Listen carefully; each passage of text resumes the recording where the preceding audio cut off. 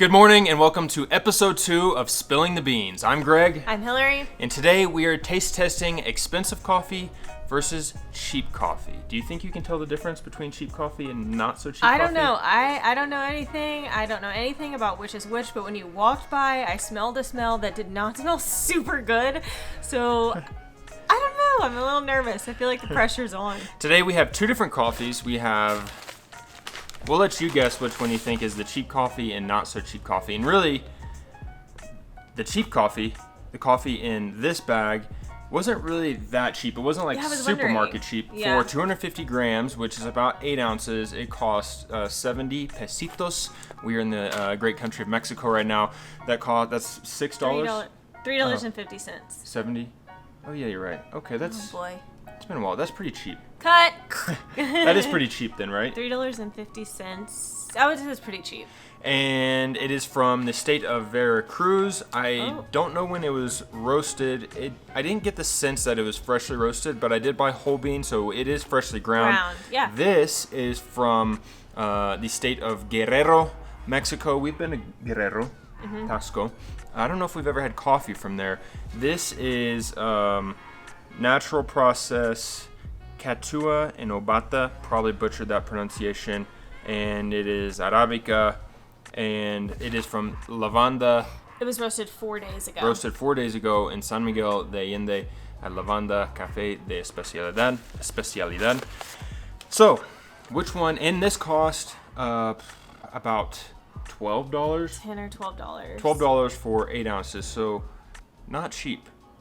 Can you tell the difference? Oh boy. I think there's a lot. I want to smell first. Okay, all right. You want to smell this coffee, or you want to smell? I'll smell this coffee and and kind of like look at the beans and inspect them, through the full-on process.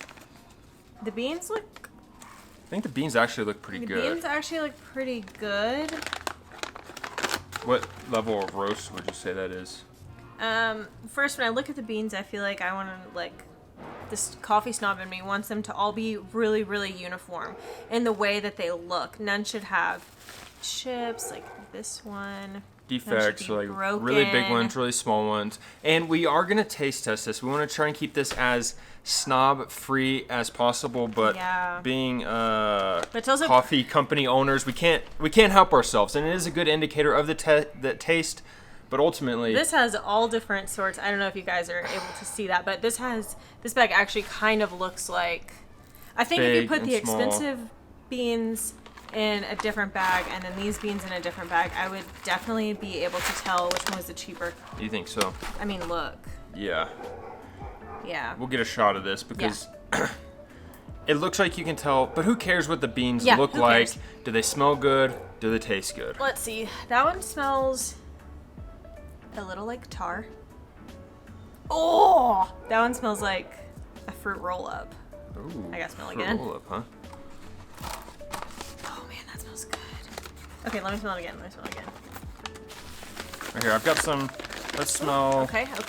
We've got some ground coffee. I did a little extra ground for us, so got a few grams of ground coffee. Do you know which is which? Of course, I know which is which. I know which is which. Oh man. That smells really good. That smells just really strong and really fruity. I feel like it just smells like. That smells good. Okay. Really strong. Really strong. Really fruity. Really fruity for this one. Oh, that one smells like grass. Kind of like. Actually, the smell isn't near as strong. When you get the first. Bowl even near me, I feel like it's like very, very strong, and then that bowl to me is like a lot more weak, and when I like dip my nose in it, I can smell a little bit. Can I smell the second one again? Yes. I'm not really getting a whole lot, but what I am getting is I don't know, grass might have been a little harsh. It's a little weak, but it doesn't really smell like coffee. Interesting. And just for an outside opinion, my suegra, my mother-in-law, did walk by and she sniffed each one, and she said this one The one that you said you weren't getting as much smell from, and then this one that smelled like a fruit roll-up. This is definitely the cheaper one, let's be honest. She said that this one, she wasn't really getting that much. Yeah. Like, she couldn't really smell it that much compared to this one or compared to other coffees that we... Yeah, this is definitely the cheaper coffee. You think so? I know, so 100%. Okay. All right, close your eyes. I'm going to tell you all which one is which. That way you know before she knows. Okay. Close your eyes and go. Okay. I'm going to hold up the bag. Don't look. Okay.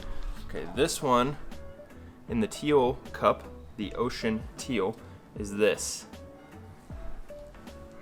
And now I'm gonna switch and kind of talk loudly. That way it's not. I just won't even touch anything. This is the other. We got it? Did our editor put something on the screen? I'm the editor. Okay. Hold on. Can I look? No, you can't look. You can't look. Okay. All right. Can I look? You can look. All right. Which one do you want first? This one. Ocean teal. Ocean teal. Okay.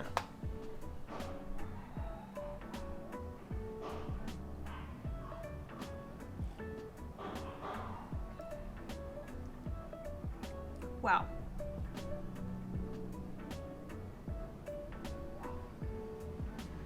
Look, and just a quick note, we aren't promoters of Lavanda coffee. We don't sell Lavanda coffee. We don't sell any of this coffee. So it really doesn't matter which one we like or dislike more.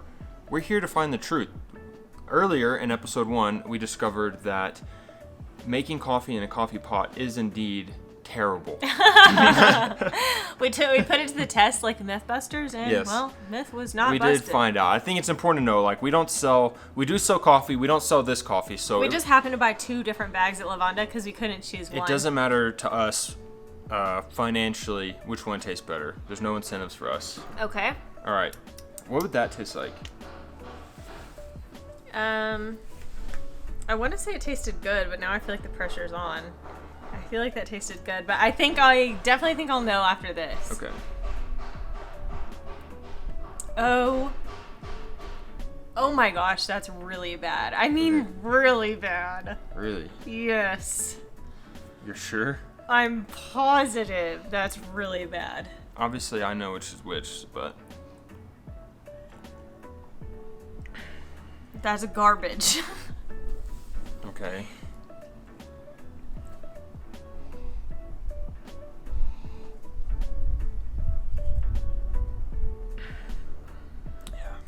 I mean, come on. It's not even like it was close. I feel like I got a little nervous because I took a sip of this one. I thought it smelled really good, and then I took a sip, and I feel like I got really nervous that this was going to be the bad one. Well, regardless of price, let's just which one of these wins the taste test? This cup is like an explosion of fresh flavor. Mm-hmm. In my mouth. I feel like as soon as it like hits my mouth, it really is just like so enjoyable. It's very... And that's made me nervous because I thought, wow, I really enjoyed that first drink. Crap, I hope it's not the cheap one. So you think that one is... This one's the more expensive, higher quality coffee. 100% sure. 100% sure. Yes, this tastes like garbage. How shocked would you be if I told you that the red cup is this? You're lying. I'm lying. You're lying. This is garbage. It's not. So when I was making coffee, one thing I do pretty much every morning, and especially whenever we buy new coffee, is I take 1 bean, sometimes 2, not at a time, and I just pop it in my mouth, chew on that, and that gives me like a really quick indication of like what the flavors are going to be like, if it's more rubbery, if it's tar, if it's fruity, if it's citrusy. Yeah. I don't know. That sounds weird, but that's just one way I can get a quick analysis of which one is which. And the Lavanda coffee, the coffee from Guerrero, it was like a gusher exploding in my mouth. Yes, I said like, fruit roll-up. I feel like it really is. It's just like a flavor explosion, like a gusher. It was and so it sounds intense. weird to talk about coffee like a gusher, but I feel like the flavors are really so pronounced, but in such a good way. Yes, it's good. We are going to do this test, not right now, but in a future episode with someone who doesn't own a coffee business, who maybe isn't as exposed to the world of specialty coffee. Yeah, I want my parents to try. To see if they can do it, because we are biased. We've had specialty coffee. We know what a high quality coffee should taste like. Mm-hmm. Whereas maybe if you're used to drinking like diner coffee, that's just what we would say is crap, then you honestly might pick the one that tasted more similar to what you're used to drinking. And I think that's something important to know. Yeah. I think everybody has a different... and it tastes different to everybody. Like the same cup of coffee doesn't really taste different. It doesn't taste the same from person to person. Yeah. But without a doubt, that's garbage. I think coffee is... in a lot of ways very similar to wine, in that you can buy cheap wine, you can buy expensive wine, you can buy wine from a particular farm, you can buy wine from a particular grape variety, or it can be a blend, and coffee is the same way. I don't know, from the coffee from Veracruz, the cheaper coffee, they didn't have any information about where it's grown, the process, what type of beans, whereas you get that with the Guerrero, and I think part of that's what you're paying for is transparency. And especially for us running a coffee business, it's important, regardless of taste, is to be able to trace it back to the very particular people that picked it.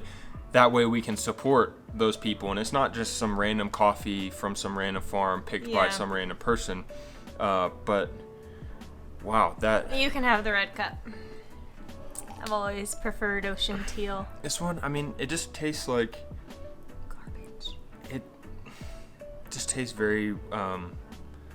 bland, no flavors. But not even that. I mean, I think here's the hard part, is if I would have tasted that one first, I think I still would have thought it tasted like complete garbage. It just doesn't taste good. I think it would honestly, I want to do this now. I mean, we got a lot of episodes to film. I want to take like supermarket coffee that's probably even cheaper than this and pre-ground and taste test it versus this. Yeah. Because this, I think, was more expensive and probably worse.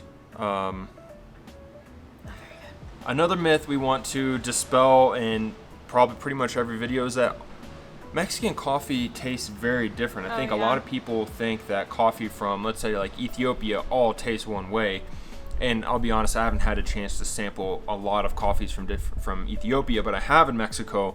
What we've seen is like this coffee from Guerrero tastes like a gusher, whereas our El Clásico roast with Con Todo Coffee is not quite as fruity. I think it's more chocolatey, caramely, cajeta, smooth. It's not quite as acidic. Yeah. And I think, some people want really high acid levels, really high citrus or floral flavors, and those are great. And then, in Chiapas, you may or may not get that as much. And Nayarit, it's something completely different. Even within Nayarit, we've had coffees from just like neighboring farms that taste so very different. Yeah.